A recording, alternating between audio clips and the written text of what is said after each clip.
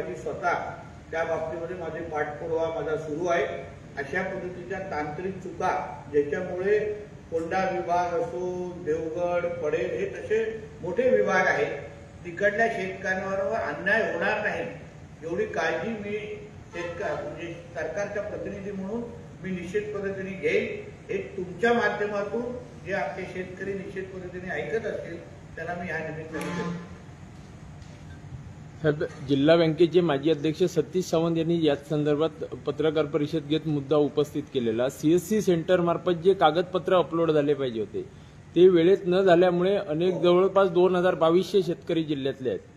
त्यामुळे मी त्यांचे जे वरिष्ठ पातळीवर बसणारे जे अधिकारी आहेत त्यांना मंत्रालय स्तरावर मी स्वतः बोलवून घेतलेलं, माझ्या भाषेत त्यांना समजवलेलं आहे आणि म्हणून येणाऱ्या काळात ह्या चुका होणार नाहीत एवढी काळजी आम्ही निश्चित पद्धतीने घेणार आहोत। 41,000 कोटींचं